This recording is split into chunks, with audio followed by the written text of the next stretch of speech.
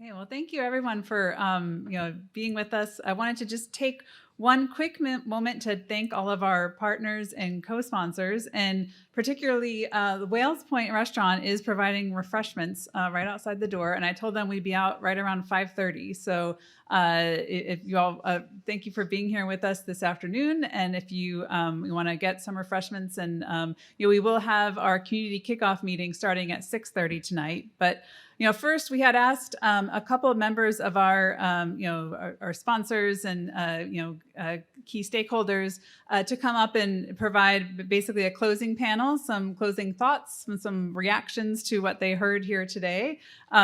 Curious to hear their thoughts. So first, and I'm going to ask if the three of you wouldn't mind joining me here on stage and sharing your thoughts. So we have Robin Gibson, who's a city commissioner as well as chair of the CRA. We have Paul Owens, president of Thousand Friends of Florida, and Skip Alford, the president of the Lake Wales Chamber of Commerce. So if the three of you wouldn't mind joining, and I think just start with some initial thoughts, reactions, and we'll take it from there.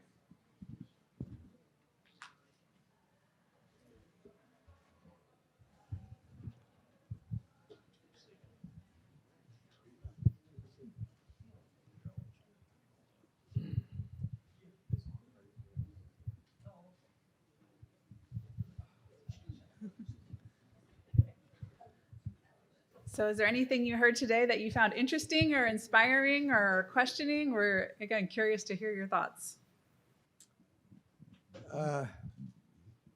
First of all, it's kind of a joke, really, because they asked me up here. I didn't volunteer for this, contrary to what Victor said.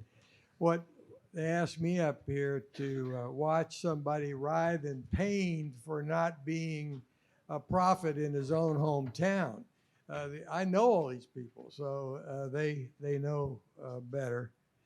But I made some notes here, and one of the things that just strikes me is for our friends, the experts, to know what kind of a community they're dealing with. I think that we, with our the Bach ethic and the Olmsted legacy, I think we're kind of unique and special. I don't know of one other community that, for instance, has a mission that will make the Lake Wales a bit better or more beautiful for our having been here. Most cities don't even have a mission. And I don't know of one town that has an Olmsted plan for the entire town. Anybody know that? I mean, I know neighborhoods, I know parks, I know this, but an entire town. So I think my note has the fact that we are unique and distinctive, and we're proud of that. I just would make one comment, and I want to hear from the other folks. The city commission, we heard just last week from some folks, developers, to come in, and they're saying that what you all are talking about, that it's not going to work in Lake Wales. And they said the reason it didn't work because they know what works in Polk County. They have been successfully doing developments in Polk County, and they're coming into this part of Polk County that it now has been discovered, and what we're talking about, they say, isn't going to work. And I think we have thrived on being unique and distinctive. Our charter school system is an example. Lake Wales Connected is an example. And The question is, are we ready to do something that is unique and distinctive? I think that's who we are. And so I would say the answer to that is an emphatic yes, we are. It's in our DNA. The answer is probably even a hell yes. And so, you know, I'm for getting to work. Thank you.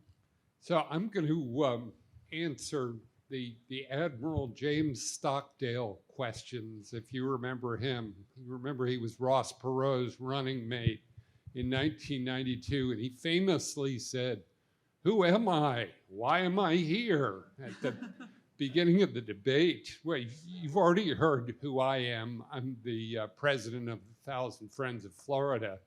We promote environmentally and fiscally sustainable development in Florida. And since our founding in 1986, we've been advocating citizen-engaged, long-term planning to develop a common vision to accommodate growth while protecting the environment and enhancing the quality of life. And we think that's exactly what you are contemplating here in this process for the city of Lake Wales, for Lake Wales Envisioned. Now, we are an organization that does its best to cover the entire state of Florida with a small staff. And right now, we're right in the middle of the legislative session. After this, I'm on my way back up to Tallahassee, and it'll probably be close to midnight by the time I get there. This is our busiest time of year. So this is the time of year, especially when we need to ration our limited resources as an organization and really pick our battles. Hopefully this isn't a battle, but we'll see. So that goes back to the second Stockdale question, why am I here? When we decide to engage on the local level, we consider the stakes that are involved. And as you've already heard from several speakers, Lake Wales Ridge is one of, including the speaker who just preceded me, this is one of Florida's distinctive environments. And it's not just the environment. The city of Lake Wales itself has a wonderful historical legacy dating back to the Olmsteds. It's one of Florida's distinctive communities. But this region, as we all know, is coming under increasing development pressure as Florida's population continues to grow.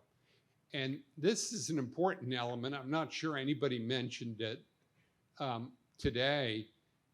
As sea level rises, because right now Florida's population is concentrated at the coasts.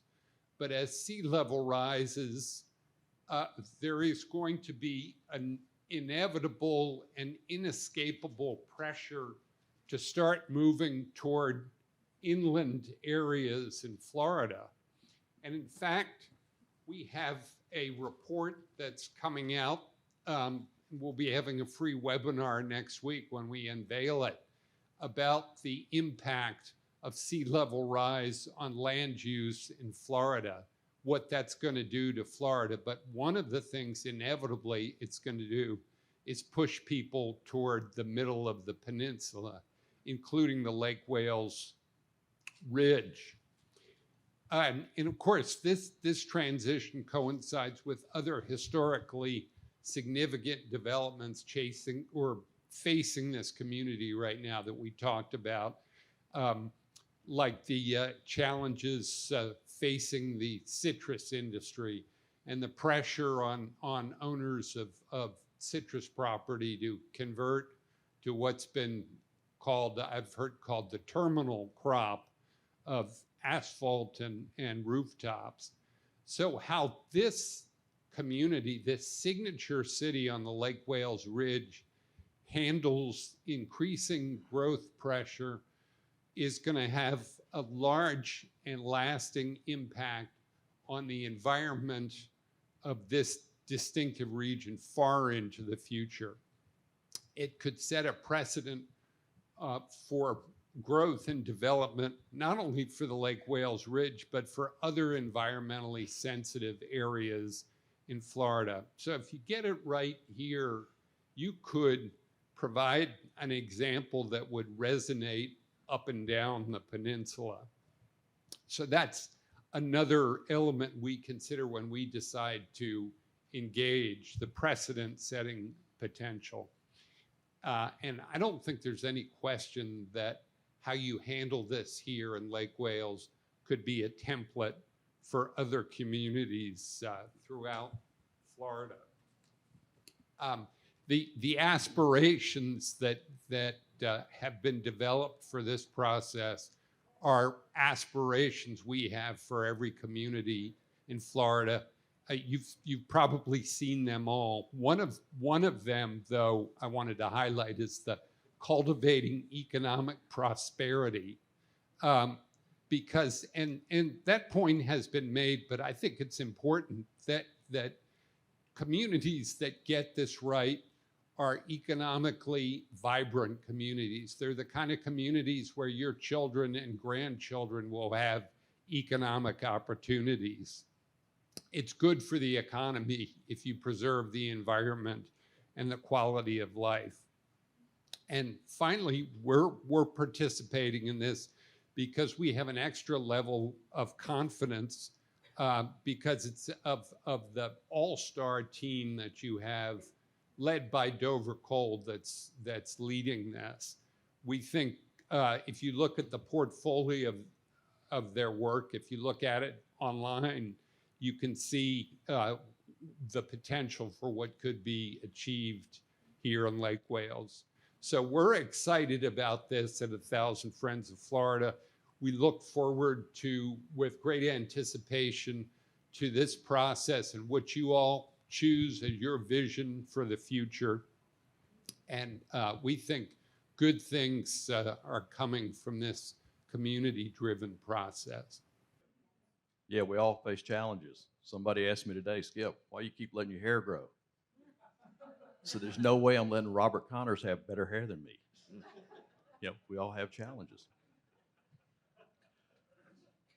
You know, it's real easy to say it can't be done. That's always kind of goaded me into doing it anyway. Now, the beauty of the team that you have over there is they're proven. They have a track record. They've won the Super Bowl, not just once, but 9, 10, 11, 12 times. So I tend to believe somebody that's won that many times and has had that kind of positive impact on the community, for one thing. One of my biggest challenges is, obviously, as the president of economic development for Lake Wales, is what industry, what manufacturing, what are we going to lure here that's going to be a good fit for our community? Because if you notice on that sign right there, it says his vision for 5, 10, 25 years, not 5, 10, 25 months. This is really long term. And the one thing that wasn't really covered today was what are we going to do? What are we going to do to make sure that the kids have a future economically? What are we going to do to make sure that they have jobs? What are we going to do to make sure that they have a living wage instead of graduating high school and having no future except to work at McDonald's? All right, so economic development, along with residential development and area development, is critical to the whole yin-yang, the whole pie that's going to make Lake Wales a prosperous and amazing place to live for the next century. So I have probably one of the most challenging jobs is, you know, I get a lot of leads in, you know, for different manufacturers that want to come here, different industries. And I want you to know right off the bat that 99% of those are clean. They're not smoke generating. I mean, you need to get the old Pittsburgh, Cleveland mentality out. Most of the leads I get now are actually very clean operations. In some cases, beautiful campus style manufacturing. Sometimes the capital investments of these manufacturers are enormous. The impact on our community when it comes to revenue and being able to do what Mr. Dover there said, we'll have all that we need to actually make Lake Wales the crown jewel of the ridge, and nobody will ever question that. But I want everybody to know and understand that having good, strong economic development along with residential development is so important, because if we deprive, if we have a great place to live and nothing else to do, no future for the kids, we're just spinning our wheels. We'll be another bedroom community for another big city. I don't know if y'all are aware of this, but right now, Polk County, Florida is the 7th strongest economy for a county in the United States of America. This county we're in right now.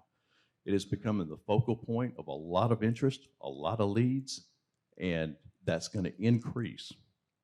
And like the gentleman to my left just said, most of the population is distributed along the coastlines. There's nowhere else to go except inland. So we're going to start looking at some industries, indoor farming. We're going to start looking at ways to utilize the land for the right reasons and for the right purposes. And I want everybody to feel confident in that. But I want them to feel confident that the planners sitting over there and the presentations they've given them are right on the money. It's what Lake Wales needs. And I absolutely am 100% confident that we can build these neighborhoods here, and we can have a future for the people that live here, and we can have a future for future generations. That's what it's all about. And I'm confident. I'll leave it at that. I'm confident, Mr. Dover, that Lake Wales has a bright future. But I also don't forget, how many of us are going to be here in 50 years? I see one optimistic person. Autumn probably will be. James, sorry.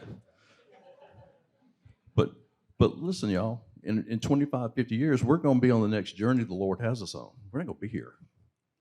In the next generations, and that means every area of the Lake Wales community, every single corridor has to have opportunity for a life and to make a living wage and to have a future and an opportunity. And I think getting behind these gentlemen, I think that's going to do that. And by the way, the second day I was here in Lake Wales, the gentleman at my far left sat me down. And after I was, told by the folks I work with, oh my gosh, Commissioner Gibson's coming over, you better listen to him. Well, the first thing he said was, the one word I never want to hear is sprawl from you. I don't want anything to do with sprawl for this town. And I said, the simple reply, yes, sir. And it's been that way ever since. But I'm also open to input, really open to input in your views when it comes to economic development. So I cherish those. Please give them to me. Other than that, I just want you to know the president of your Chamber of Commerce and Economic Development is absolutely, totally behind the prosperity and the future of this town.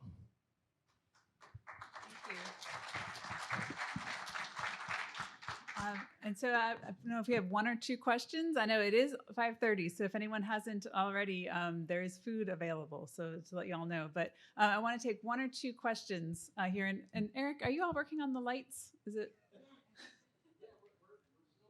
Okay. So hopefully we'll bring the lights on. But if we have a question right here.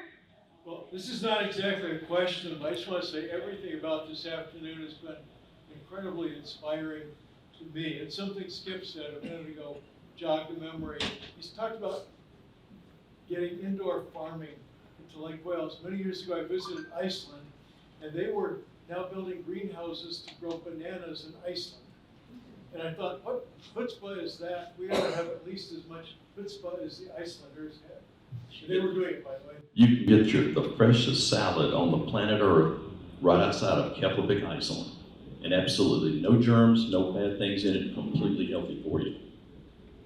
Question right here. I just want to make a comment. I've also found this very inspiring. I'm real worried about what's going on at Frostproof and going up along the Highway 17. But I want to throw out some hope.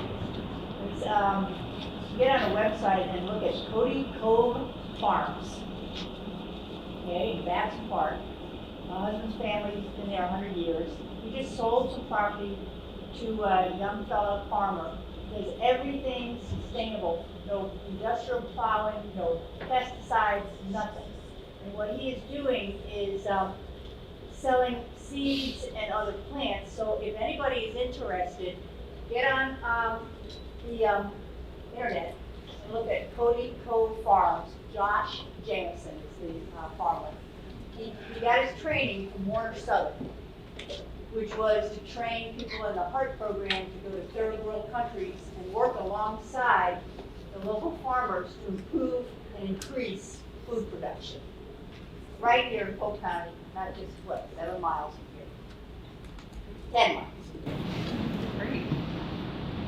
Okay, well, with that, I think I'm going to adjourn for now. We do have our community kickoff meeting tonight at 6:30 for anyone who's able to stay around. But thank you all for being here this afternoon.